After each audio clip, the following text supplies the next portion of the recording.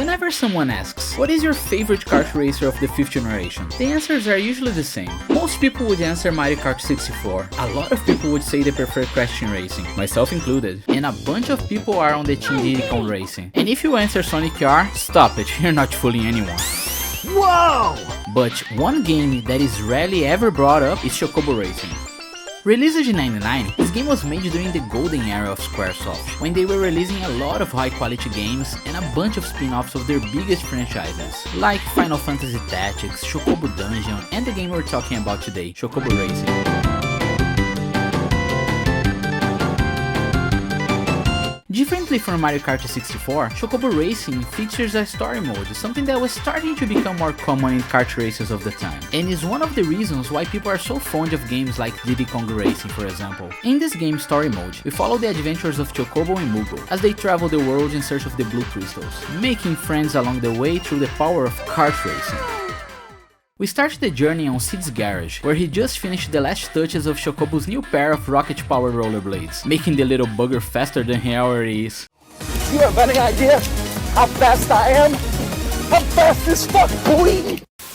Moogle then appears and asks about his own vehicle that apparently he commissioned even before Cid started working on Chocobos. Cid simply gives him a subscription to an electric scooter app and moves on. During this race, we get the introduction of items in the race, starting with haste, which makes you go faster for a little while. And I gotta say, this is a great way to teach the player about the game. The story modes introduces each item and character skill one by one as you progress through the story. And considering their story itself is not that big, just 9 races, you could say it's a glorified tutorial mode, but I'm having way too much fun to care. Anyway, back to the game. We beat Moogle easy peasy thanks in part to the fact that his character skill is absolutely useless while we get a turbo, but let's chalk it up to a skill issue on his part and move on. You're bad. Skill issue.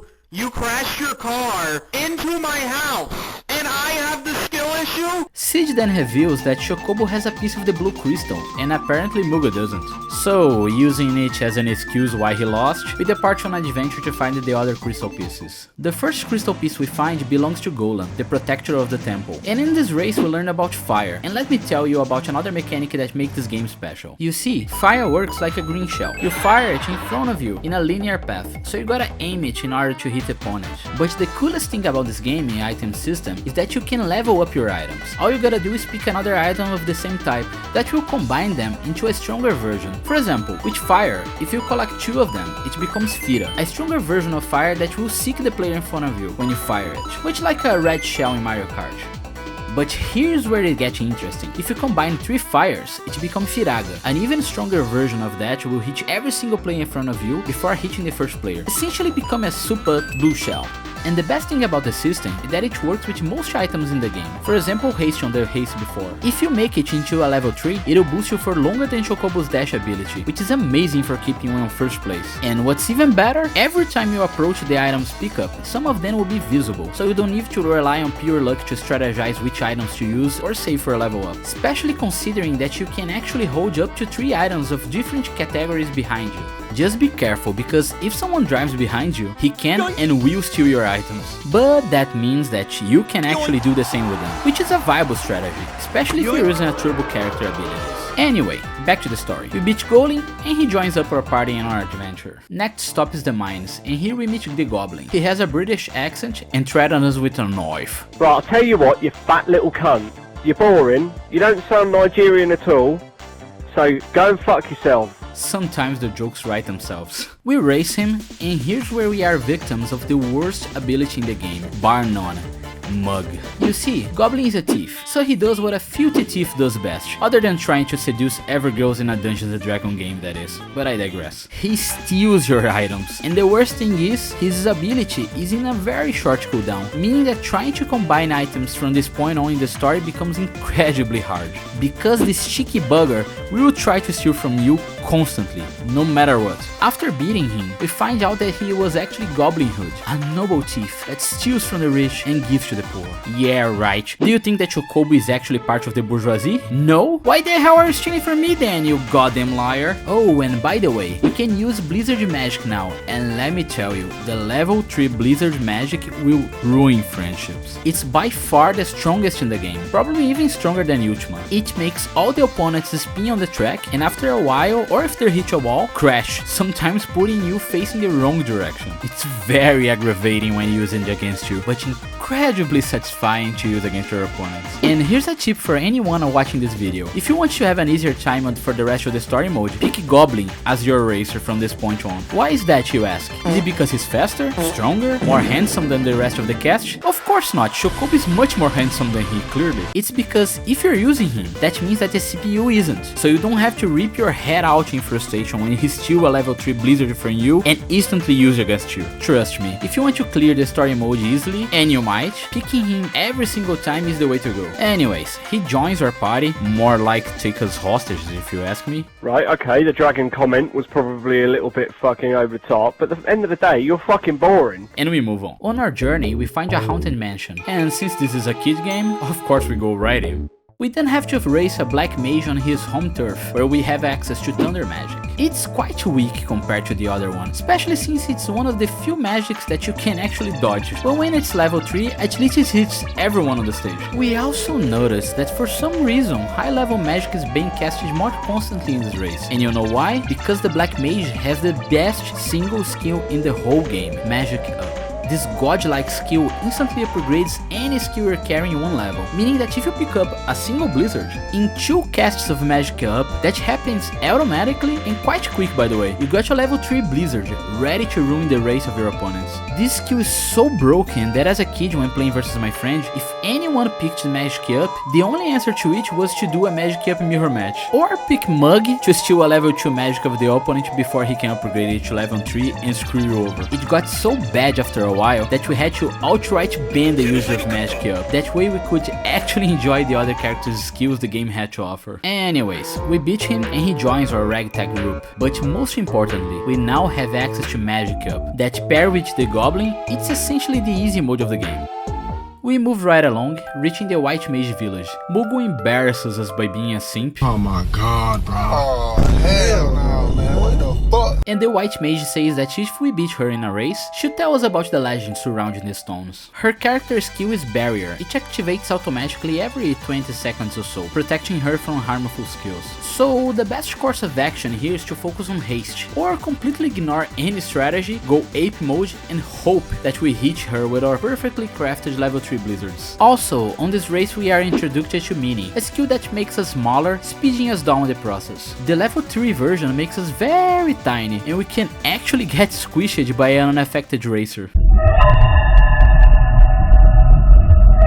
It's a very interesting concept, but personally I don't think it's as good as the other magic skills in the game, so I usually avoid it. Anyways, we beat her and she reveals that the crystal used to be a big magicite stone that could grant great power, but was separated into pieces so that no one could get them all back together. She then decides to join the group to keep an eye on Mugu, since he's a greedy degenerate. We then reach a Candyland and meet Fat Chocobo. His thing is that he's fat. And since he's fat, of course he ate the stone. His stage introduces the Reflex Stone, and it's the godsend items for players that are actually good at the game, because it will shield you from any offensive item in the game, meaning that if someone uses a level 3 blizzard for example, it will activate automatically and only you and the caster will be able to continue racing as if nothing happened. Like I said, godsend. The only shortcoming it has is that it cannot be upgraded and will take one of your item slots, meaning that you have to rely exclusively on level 2 items while you hoard your reflect. Anyways, we beat the Fat Chocobo and he joins the party so that we can wait for him to poop out the stone. Huh? What? Did you actually think we were gonna gut him to retrieve the stone? This is not Final Fantasy Tactics. We don't do violent acts, we solve world crises through the power of friendship and kart racing. Anyways, we reach the last blue crystal on the volcanic level, and it's being protected by Behemoth, doing a big cosplay for some reason. You like jazz? His skill is similar to Chocobo Dash, but it's shorter and lets us crash the opponents when we hit with it. The item of this level is Doom, another item we can't level up, and it sucks. You cast it on the opponent ahead of you or behind you if you're in first, and in 10 seconds they suffer a catastrophic crash. The reason why it sucks is that you can only affect one player with it, and while they're in the countdown, they can actually crash into you and pass the curse to you. So if you're not careful, you might end up screwing yourself and no one else. This is the hardest level on the game so far, with many tight corners and will test your skills. By this point, you need to be skilled in the art of drifting, and here's the best way to do it. Instead of holding the drift, just do fast taps on the brakes while accelerating to do close corner without losing control. Master this and you'll be unstoppable. Moving on, we beat Behemoth, and now with all crystals united, even one that Moogle had no clue. You stupid. They're not. You stupid. We get a neat little cutscene.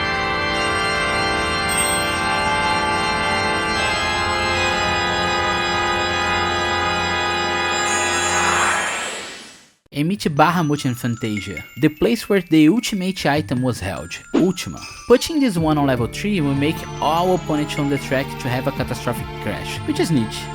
But if you would ask me, I think Blizzard is still better. The chance to actually make all the opponents face the opposite direction after the crash is way too good to be passed on. But I understand that naming an item Ultima and not sealing it away would not be very good for the PR team that developed it. Bahamut's character skill is an attack that hits everyone on the stage and cannot be blocked, not even by reflect. But it is on a very long cooldown, meaning that on a 3-lap stage we only see it maybe twice, so I still think that Magic Up is the GOAT here. Anyways, we beat him, hear a speech about friendship and unity, and he leaves Fantasia and Opera for everyone, and we get a great end scene.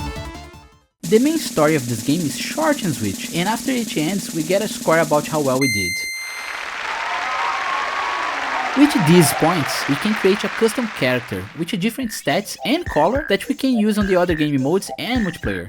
Just don't be a dummy like me and put no points in drifting thinking, oh well, since I never hold the drifting button, I should be fine. You will not be fine, and will spin uncomfortably on corners when trying to drift. And considering we get a challenge from Squall soon after creating this character, if you wanna beat Squall and unlock him in multiplayer, doing it without drifting means you have to race like this.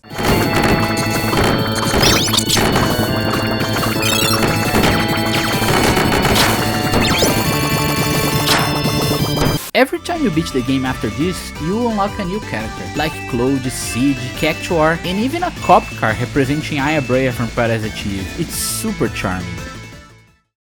Like I said before, I really like the story mode. It's very simple but very well made. I especially love the cutscenes and the style they went with, framing it like a pop-up book. It's super cute and it fits perfectly with the general vibes of the game and the intended target audience, which seems to be kids. Great job once again, Square, you guys were unstoppable in the 90s. But for me, the best thing about this game is the multiplayer. With the character skills and items, the games open up to a bunch of strategies while racing, and is very competitive when you're racing on equal footing. If only it was 4 players with the use of the multi-tap, it will be the ultimate party game on the PS1 in my opinion. This game became a series quite recently, with a new game released, and I got it right here. But sadly my Nintendo Switch fried a while back, so I can't play it.